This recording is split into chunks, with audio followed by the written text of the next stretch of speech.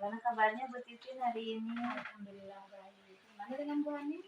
Sama, alhamdulillah saya juga sehat ya Bu Titin. Sebelum kita coaching, sebagai awalan saya akan mengajukan beberapa pertanyaan sama Ibu Titin.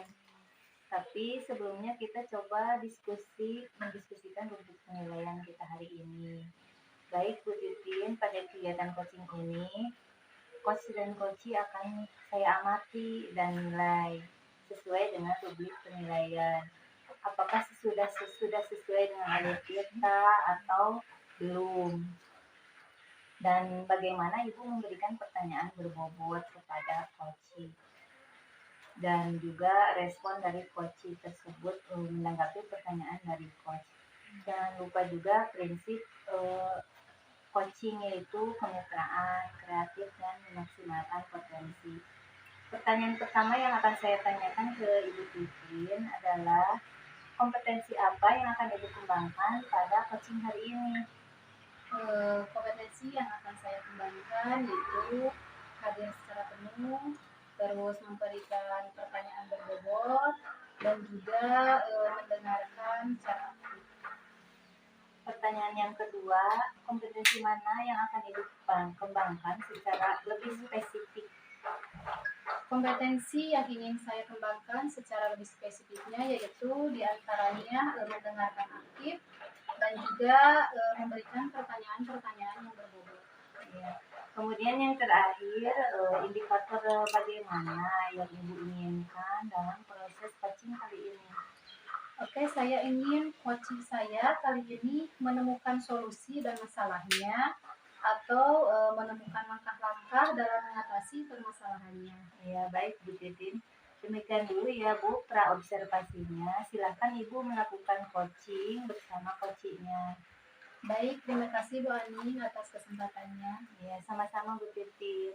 Assalamualaikum warahmatullahi wabarakatuh. Waalaikumsalam warahmatullahi wabarakatuh. Assalamualaikum Pak Dede. Waalaikumsalam Ibu. Gimana kabarnya hari ini? Alhamdulillah baik banget. Oke Pak Dede, kali ini kita mempunyai waktu 15 menit ya untuk melakukan percakapan.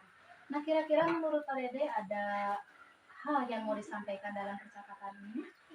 Iya nih Bu, kan kebetulan saya tuh di sekolah itu ditunjuk sebagai guru piket ya Bu ya. Dan bukan hanya guru piket, ternyata setelah saya lihat di SK-nya itu saya juga sebagai koordinator dari rekan-rekan yang lain yang piket. Cuman ada kendalanya itu saya tidak bisa mengkoordinir teman-teman gitu, karena ya saya merasa bertanggung jawab ketika sudah diberikan SK. Cuman dari realita kenyataannya saya belum bisa mengkoordinir teman-teman kayak gitu. Jadi Pak Dede belum bisa mengkoordinir teman-teman. Mm-mm. Nah, kira-kira hambatan apa nih yang Pak Dede alami pada Mungkin kalau hambatan itu salah satunya karena mungkin saya guru baru juga, kan belum segenap 1 tahun saya di sana. Jadi ya mungkin rekan-rekan yang di sana yang lebih senior juga melihat mungkin saya siapa gitu ya Bu ya. Jadi saya merasa apa ya kurang bisa berkomunikasi dengan baik juga sama rekan-rekannya. karena Pak Dede baru ya, jadi komunikasi Bapak itu masih minim ya, karena belum terlalu kenal. Nah, kira-kira dalam kondisi seperti ini nih, kira-kira Bapak Pak Dede itu berada di skala berapa nih? Kalau maksimalnya itu di angka 10, kira-kira Pak Dede berada di angka berapa? Kalau diskalakan mungkin di angka 6. Angka 6. Nah, dari angka 6 itu apakah Pak Dede mau meningkatkan ke angka berikutnya? Harus sih Bu. Tadi saya Kira-kira harus di angka berapa tuh? kisaran kaos 10 kegedean kayaknya Bu ya. Paling 8 dulu. 8 dulu, ya.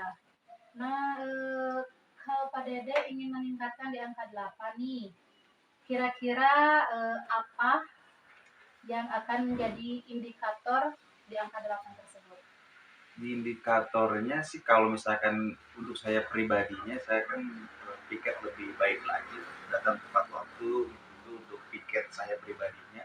Selanjutnya kalau misalkan saya sebagai koordinatornya, saya bisa mengakomodir, apa ya, kegiatan-kegiatan rekan-rekan di kegiatan piket tersebut gitu. Jadi yang tadinya jarang piket, rekan-rekan itu bisa piket, terus juga nggak merasa terpaksa, paling seperti itu.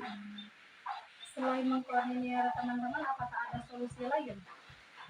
Solusinya ya tadi karena gara saya baru gitu ya Bu ya, berarti saya juga harus mulai memahami nih, karena rekan-rekan banyak, karena kurang lebih itu piket itu ada 14, berarti saya harus apa ya, pendekatan lah sama mereka-mereka itu atau ya sama beliau itu, pendekatannya nggak bisa secara kolektif gitu, harus satu persatu. Saya harus komunikasi lebih intens pada satu orang satu orang. Nah, untuk perencanaan tersebut, Pak Dede kira-kira waktunya kapan akan dilaksanakan? Waktunya karena ini urgent ya Bu ya sifatnya, Iya. karena ini kan kegiatan sekolah yang berjalan, saya sih maunya di 1 bulan ini juga udah beres. Jadi mulainya di awal bulan, kebetulan sekarang tanggal 1. Jadi di awal bulan ini, sebulan ini saya pengennya udah beres semuanya. Oke, jadi Pak Dede akan melaksanakan di awal bulan sekarang ya? Iya betul. Nah, kira-kira siapa saja yang bisa terlibat atau bisa membantu lancarnya perencanaan Pak Dede ini? Kalau yang bisa terlibat, yang pasti sih wakil kepala sekolah ya Bu ya. Karena kan yang memberikan SK itu memang kepala sekolah, tapi yang berperan aktif di lapangan itu wakil kepala sekolah. Jadi yang pertama wakil kepala sekolah, yang kedua baru kepala sekolah secara langsung. Karena kalau wakil kepala sekolah itu kan senior juga, jadi lebih tahu karakter per orangnya di rekan-rekan yang piket itu seperti apa. Gitu. Oke. Jadi yang terlibat itu yang terpenting wakil kepala sekolah ya, bersama kepala sekolahnya. Nah, Pak Dede, waktu pembicaraan kita atau percakapan kita mungkin sudah cukup ya, karena waktu kita terbatas hanya berapa menit. Mungkin pertanyaan yang terakhir, gimana nih perasaan Pak Dede setelah melakukan percakapan ini? Lumayan lega Bu. Tadinya saya bingung ya apa nih harus saya lakukan gitu karena dengan posisi permasalahan ini. Tapi setelah saya ngobrol, oh ternyata solusinya tuh nggak serumit yang saya bayangkan gitu. Jadi bisa setelah kita komunikasi ngobrol ternyata ada solusi juga nih yang bisa saya lakukan. Oke. Mudah-mudahan dengan permasalahan Pak Dede ini dan juga perencanaannya akan dilakukan, semoga berjalan dengan lancar ya Pak Dede ya. Amin. Semoga sesuai dengan perencanaannya. Iya. Oke Bu, terima kasih atas bimbingannya, terus masukannya, terus juga mau mendengarkan saya. Cukup sekian ya Pak Dede ya. Iya. Saya tutup saja. Assalamualaikum warahmatullahi wabarakatuh. Waalaikumsalam warahmatullahi wabarakatuh. Assalamualaikum Bu Titi. Waalaikumsalam Bu Ani. Ibu tadi sudah melakukan coaching ya sama Pak Dede. Iya Bu.